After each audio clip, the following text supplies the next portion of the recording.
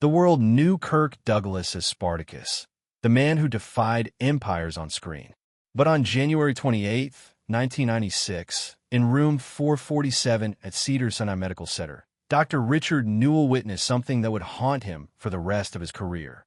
Kirk Douglas, the Hollywood titan who commanded armies and conquered box offices, lay paralyzed on his right side, unable to speak.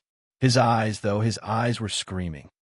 And then, with tremendous effort, he leaned forward and whispered 3 words that made the doctor's face drain of color. Those words would never appear in any medical record. They were never shared with the press. But they changed everything about how we understand what happened that morning and what had been happening since 1991. If you were alive in the 1960s, you remember where you were when you first saw Spartacus on that massive screen. Kirk Douglas wasn't just an actor. He was a force of nature, a presence that filled every frame with raw masculine energy. Born Isert Danilovich to Russian Jewish immigrants in upstate New York, he clawed his way out of poverty with nothing but ambition and an iron will. By 1996, at 79 years old, he had conquered Hollywood on his own terms, built an empire, raised a family, and cemented a legacy that seemed untouchable.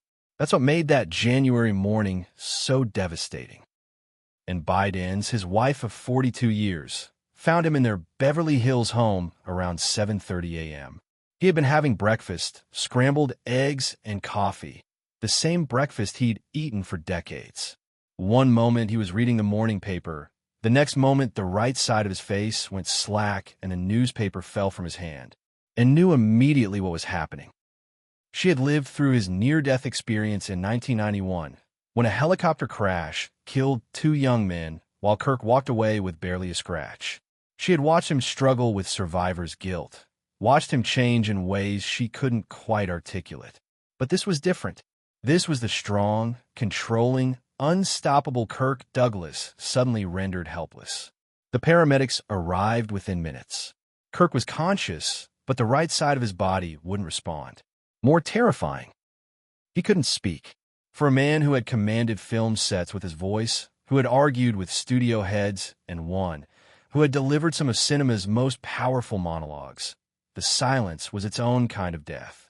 His eyes tracked the paramedics, and tried desperately to communicate something that his mouth could no longer form, and held his left hand during the ambulance ride, feeling his fingers grip hers with surprising strength. That left side was still fighting, still trying to maintain control. Cedars-Sinai Medical Center became Kirk Douglas's entire world. Dr. Richard Newell, the attending neurologist, had treated stroke victims for 23 years, but he later admitted that Kirk's case was unlike anything he'd encountered. Not because of the stroke itself. It was a classic ischemic stroke affecting the left hemisphere, which explained the right side paralysis and aphasia. What made it extraordinary was Kirk's response. Most stroke patients go through identifiable stages of grief and adjustment. Kirk Douglas seemed to be experiencing something else entirely, a desperate urgency to communicate something specific. The first 24 hours were critical. Kirk lay in that hospital bed, connected to monitors for lines snaking into his arms, his famous face now asymmetrical, the right side slack and unresponsive. But his eyes, those blue eyes that had stared down gladiators and gunslingers, they never stopped moving, never stopped trying to speak, and sat beside him, holding his left hand, talking to him in a gentle stream of reassurance. Michael Douglas flew in from wherever he was filming, walked into that room, and had to turn away for a moment. This was his father, the larger-than-life figure who had always seemed indestructible, now reduced to a bed and machines and silence. The second day brought some mobility back to his left arm. The doctor saw this as a positive sign.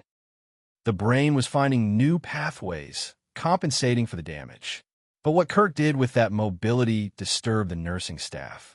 He would grab at anyone who came close, pulling them toward him with surprising strength, making guttural sounds that formed no words.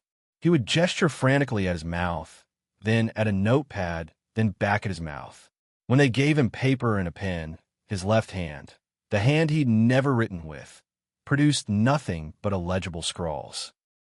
The frustration in his eyes was unbearable to witness.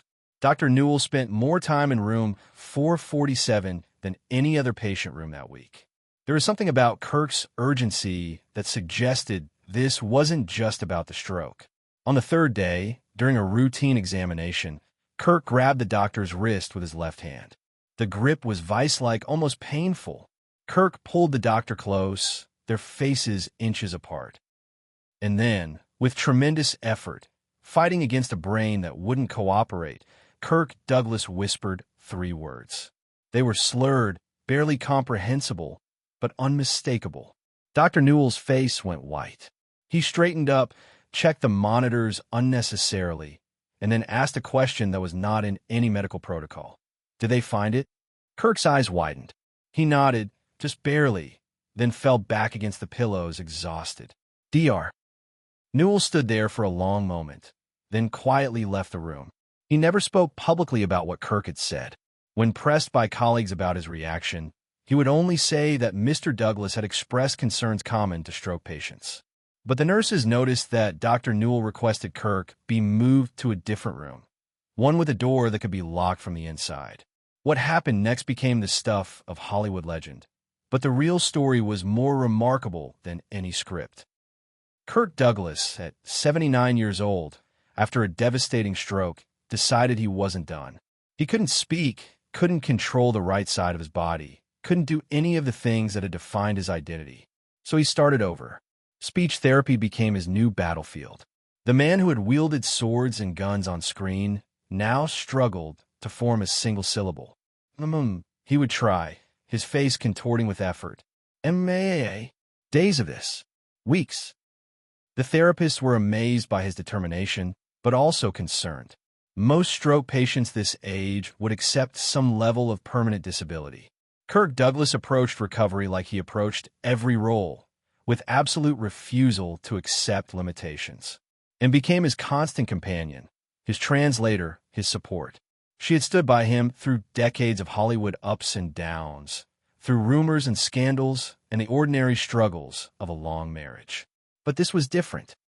The stroke had stripped away the armor, the ego, the controlling persona that had sometimes made their relationship difficult. What remained was something more vulnerable, more real.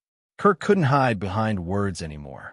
Everything he felt showed in his eyes, in the way his left hand would reach for hers, in the tears that would come when frustration overwhelmed him. 3 months after the stroke, Kirk could say a few words. They were slow, slurred, required enormous concentration. And love, try. Simple words that carried the weight of everything he couldn't yet express. 6 months later, he could form short sentences. The therapist called it remarkable progress. Kirk called it inadequate. He wanted his voice back. He wanted to tell his story. And slowly, painfully, with a determination that defied medical expectations, he fought his way back. Here's what the doctors didn't expect. Kirk Douglas emerged from the stroke as a different kind of man. Not diminished. Transformed. The control freak who had terrorized film sets learned to accept help. The man who had built his identity around strength and dominance learned the power of vulnerability. Friends who visited him in those early months were struck by a change that went deeper than speech. Kirk listened now.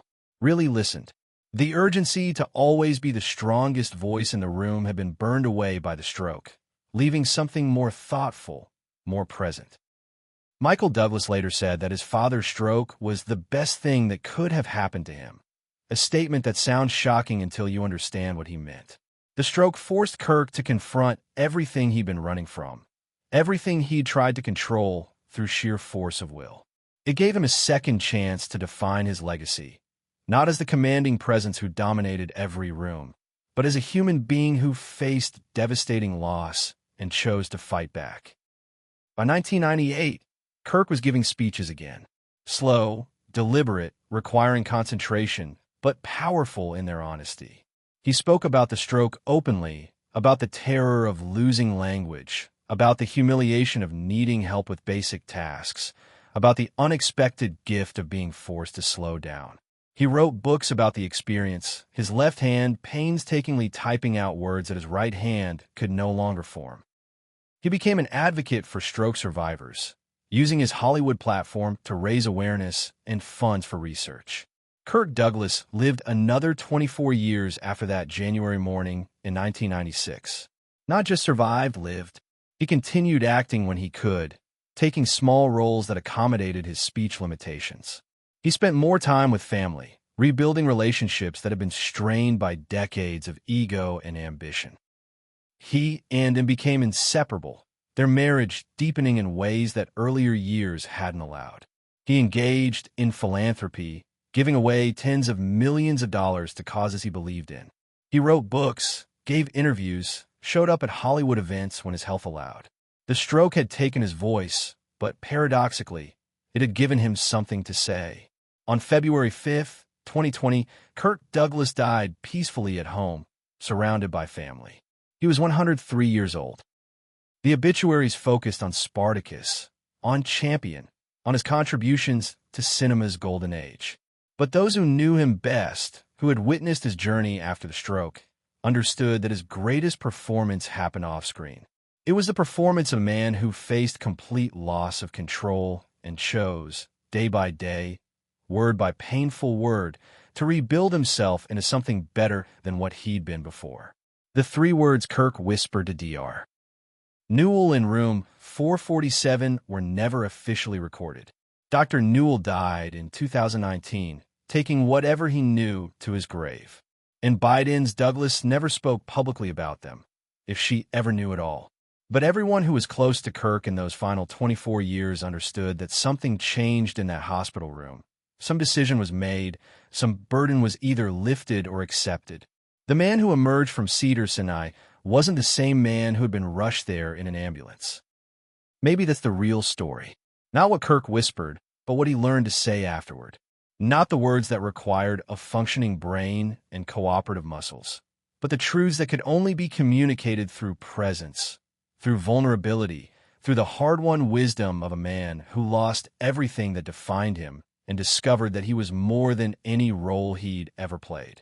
Kirk Douglas, the stroke survivor, wasn't trying to reclaim Kirk Douglas, the movie star.